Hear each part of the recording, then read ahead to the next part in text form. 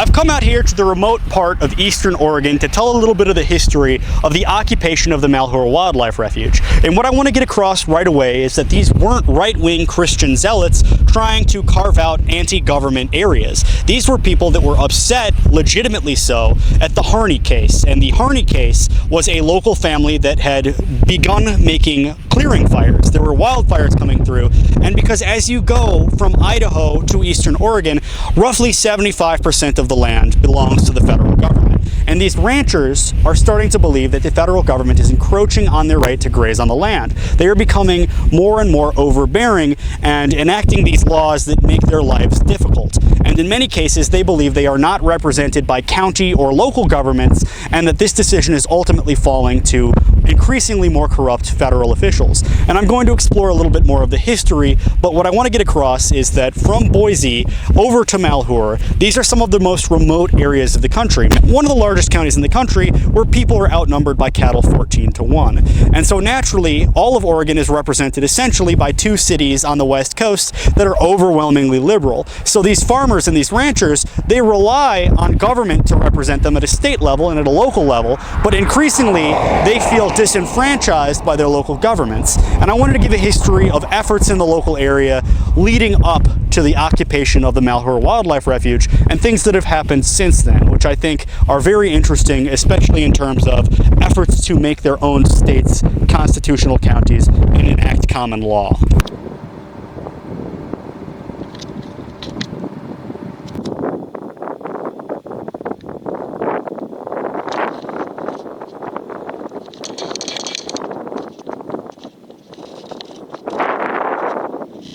Now, why would I say there is a fundamental lack of representation in this county?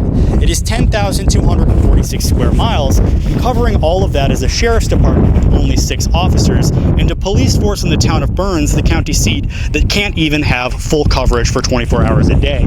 And the county is owned, roughly 3/4 of it, by the federal government. Agencies include the Bureau of Land Management, the Department of Interior, the Bureau of Land Reclamation, and the Fish and Wildlife Service. Now, these are all policing agencies on their own, but they are responsible at a federal level, not at a state or a local or even a county level. No labels,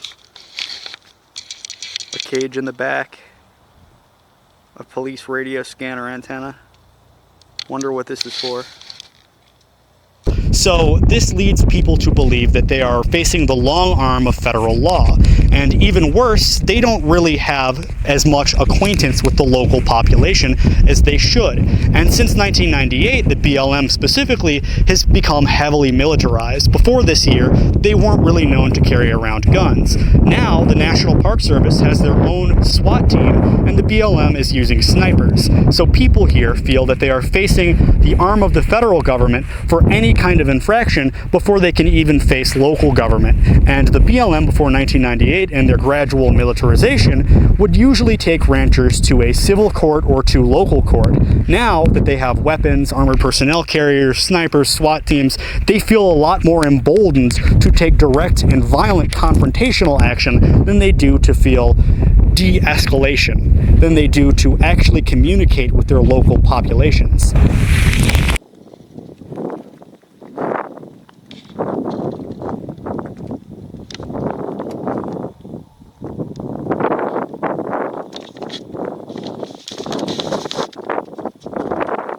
Right now I'm standing at the front gates of the actual site of the occupation itself, and to understand more about the history of what went on here, you need to understand specifically about the Hammond family, who has lived and ranched in this county since around the 1870s. And at the time, this was open grazing area, and ostensibly it still belonged to the federal government, but the BLM laws on grazing and cattle ranching weren't really updated until around the 1970s. And as I mentioned earlier, the BLM did not become a militarized policing agency until around the late 1990s. So before that period of time, they were able to communicate their grievances with local ranchers at a community level. Now, after the militarization began, they began sort of taking direct action against these ranchers. And sort of before they started carrying weapons and acting as very authoritarian law enforcement, in the early 1990s, they approached the Hammond family and said, "We've revoked your grazing permit," because they believed they were either overgrazing or practicing controlled burns in ways that they did not approve of,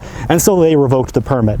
Now, because they had been here and been so well established for such a long period of time, the Hammond Ranch consisted of a parcel of private property surrounded on basically all sides by the Malheur Wildlife Refuge, which was federal property. So by revoking their permit, they revoked their entire livelihood, their entire way of life. And immediately the Hammonds said, well, we're just going to continue grazing. Now, because of this lack of representation, the media would often portray these ranchers that were getting into these confrontations with the BLM or the Department of Interior as being greedy, as grazing their cattle on public lands and refusing to either pay permits or fines or actually go through the proper bureaucratic procedures. In reality, what they were doing, what the Bundy family was doing at least, was going to their local county government, rescinding the BLM permits and trying to pay the local county, ostensibly saying, we don't want to be freeloaders, but we want to interact with our government on a community level. Something which is totally understandable and something which is supported for all other aspects of life except for farmers, because the government and the media has successfully portrayed these remote ranchers as Christian right-wing extremist zealots, something that they continue to push and a lie that is continued to be told. So out came the BLM and basically federal law enforcement to set up a fence around the Hammonds' property. And the Hammonds came out and knocked the fence down and continued grazing because the fence was set up right in the path of their cattle where they would normally go to drink water. And the BLM came out and said, you are now under arrest for destruction of federal property. And this brought it from a small infraction to a federal crime, and the Hammonds were taken to court.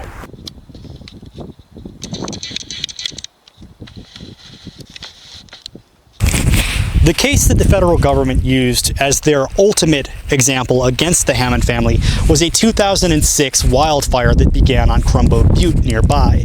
And the Hammonds observed that the BLM, at least to them, didn't seem to be taking steps to fight this fire, so they began setting controlled burns on BLM land at that point in time.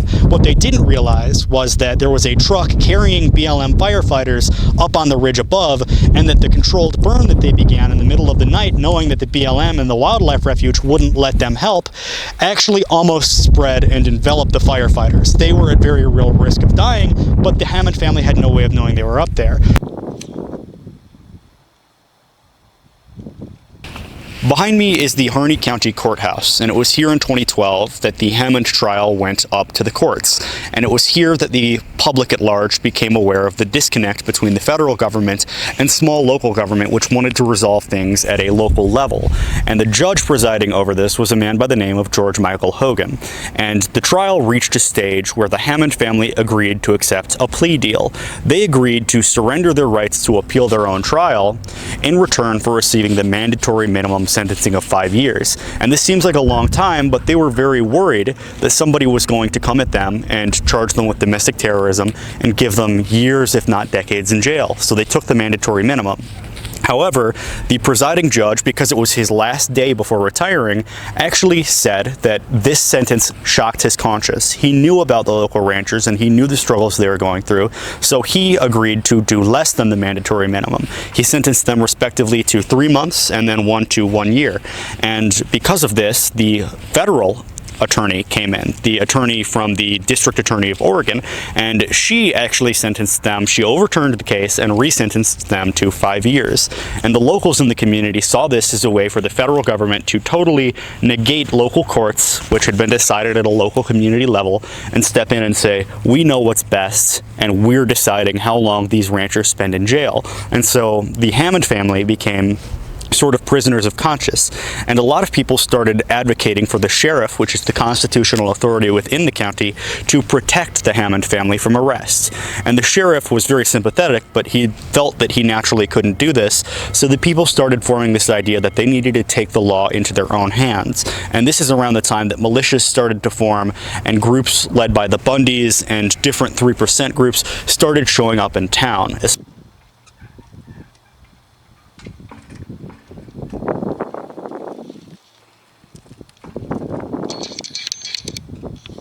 And I forgot to mention in the last video that it was a part of this resentencing that the Hammond family, apart from being given 5 years in prison each, was also sentenced to pay a $400,000 fine, something that they just weren't capable of. And at this point in time, obviously the local community was very upset, especially at the fact that the country at large didn't seem to care about them and it wasn't really making any headway in the news. So at this time, Ammon Bundy came up and started talking to the local sheriff, which is based actually just behind the courthouse as I stare at it now. And this 8-hour-long meeting with the sheriff, Ammon Bundy proposed, "You are the constitutional authority in this county, and in fact, you are the highest ranking recognized authority in our founding documents. So it is your duty to prevent the federal government from arresting the Hammond family if the federal government becomes overbearing." And the sheriff was receptive to these ideas, but initially he didn't go along with them. And eventually the Bundys said that the sheriff had surrendered his constitutional duty, and it was sort of the responsibility of the local community to form their own community government. This was done with the Committee of Safety, and it was also done with some of the ideas that they had about occupying federal government land. And this was something that they believed they had legal clause to do, something that they were only driven to do at the end of a years-long legal battle.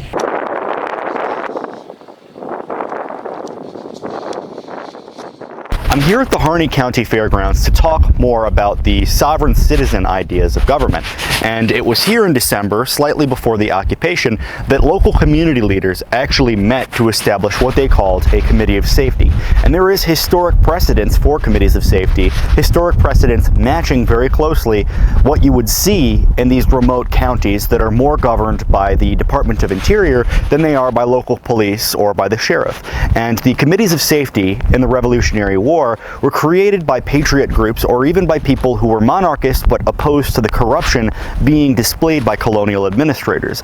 Eventually, even though colonial administrators tolerated these committees of safety, it became known that they were sort of using their power to usurp corrupt local government, and they became sort of outlets for patriot activity. In fact, it was the Committee of Safety of Boston which authorized the Boston Tea Party to form. So committees of safety were created as a way to redress grievances that would not be listened to by British authorities. And this was an American revolutionary concept, something that has also been borrowed by groups like 3%ers. So you see in areas like this, in the most remote parts of the country, people hearkening back to the Revolutionary War saying, we no longer feel represented and we feel that the government is not for us. We feel the government is governing, but in the cities along the border. Particularly here, it would be Portland and Seattle and the main cities in the Pacific Northwest, while the ranchers and the workers in the interior are just forgotten about. So committees of safety were formed to redress grievances.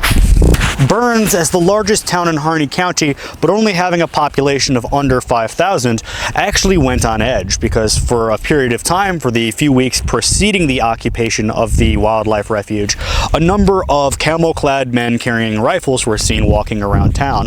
In fact, some people who actually worked for the BLM, who worked for the Department of Interior, reported being followed home by men with out-of-state license plates and having notes taken on their movements. And everybody was on edge for a period of time because a lot of these people were either feds or militia activists or anti-activists, or nobody really knew what was going on for a period of time. So the Hammond family's lawyers disavowed this, but now again it was taking on a life of its own.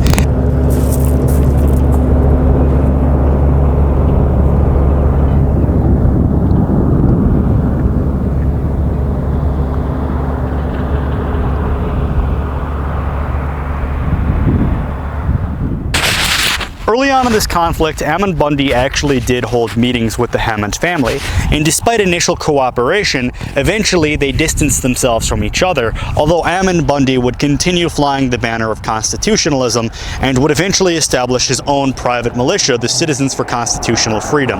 This culminated with the lawyer for the Hammond family saying neither Ammon Bundy nor anyone in his organization speaks for the Hammond family. However, at this point in time, the militia was taking up arms and actually becoming something of their own. It was no longer simply for the Hammond family, it was also for constitutional rights and the idea that the federal government had no business lording over 75% of the land in this part of the country and creating conflicts that people in places like Seattle and Portland and Atlanta and larger inner cities wouldn't have any idea of. When you make it further out west, you see that the dominant sort of law enforcement and the dominant sort of jurisdiction all falls under the federal government. And being under this jurisdiction presents an entirely different set of circumstances for the people who live here.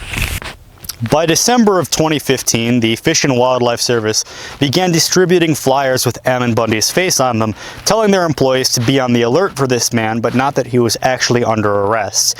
And by late December, December 30th, they were warned, the Wildlife Service staff, to go home, but not to return. Now, as unassuming as the Safeway in Burns behind me looks, this is actually where the occupation began. On January 2nd, 300 men calling themselves the Pacific Patriot Network met here, and the PPN was sort of an umbrella group. The PPN consisted of different militias and patriot groups within the local region, mostly the Idaho 3%. This group marched from the Safeway down to the Courthouse, the Hammond's farm, and then to the county fairgrounds where they redressed their grievances and then marched back here. It was a very peaceful protest, and it said there was no police presence at all. And then, at the end of it, completely unknown to the PPN, Ammon Bundy, Ryan Payne, and John Ritzheimer all agreed to break off and encouraged people to arm up and join them. They said they would be driving 30 miles south to the Malheur National Wildlife Refuge, which, again, remember, was seasonally empty. They didn't want direct confrontation with anybody from the BLM or the Department of Interior.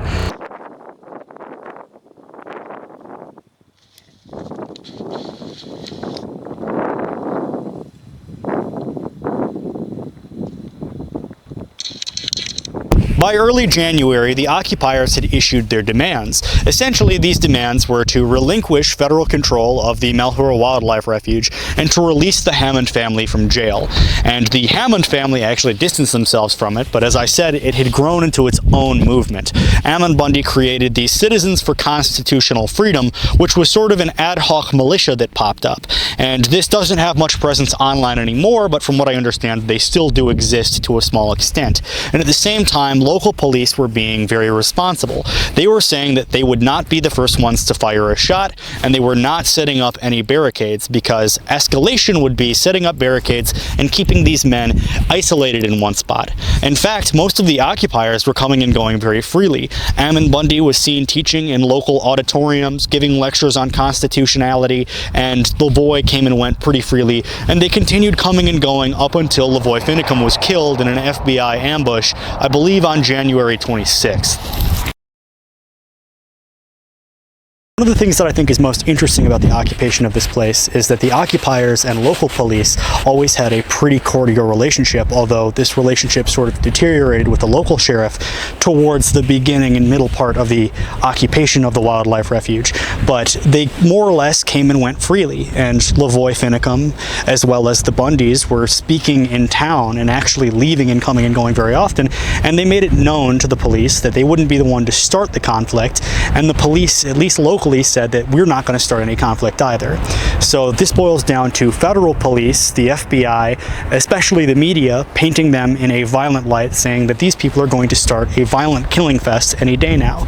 And they painted it as a quote-unquote Waco-style situation on January 8th. And this is when people started to have great fears that there was a level of escalation being started on the part of the federal government that wasn't being started on the part of the local government or on the part of the occupiers, and this was accelerating to the point where other groups had to start getting involved. And at the same time, January 8th, because of this continued threat of violence, a group calling itself the Pacific Patriot Network, which I've mentioned previously as an umbrella group of militias in the local Pacific Northwest, put forward their largest contingent, the Idaho 3%, which arrived. Now, the Idaho 3% were unique in the fact that they did not support occupying the wildlife refuge, but they did support the idea of protecting people from what they saw as federal overreach. So they proposed to establish a perimeter around this area in the event that the federal government came in and conducted some sort of overbearing Waco, Ruby Ridge style raid. And eventually they left later that day because they were advised by a lawyer who was seen as a mediator from Utah saying, were trying to de-escalate, because what you see from these occupiers is a continual effort of de-escalation while maintaining this image of we're here and we're going to stay. Even though they were coming and going pretty freely, it wasn't like Ruby Ridge at all. They were coming and going very often, and that continued right up until the death of Lavoy Finicum.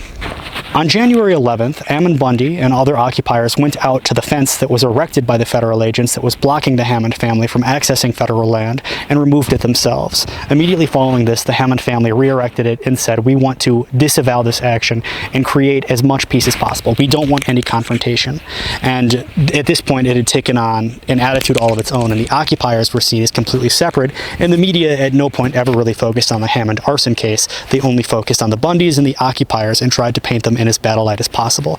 And on the 12th, they started going into these buildings and reporting that they were already damaged, and not to believe federal reports after they left. On the 12th, they reported that in one of the buildings they found rat feces 2 inches deep and that they were cleaning it out. So the reports of them having to clean these buildings for weeks afterwards were just because they had left their sleeping bags out, and they left in a rush because a man had been killed with 3 shots fired into his car before he even had a chance to stop. He later got out of his car, they shot him in the back, but people occupying this place had received reports that somebody had been killed at a roadblock and that the FBI was going to be surrounding them. So of course they left in a hurry, and all they left was basically a campsite and some of these buildings which were already in a state of horrid disrepair.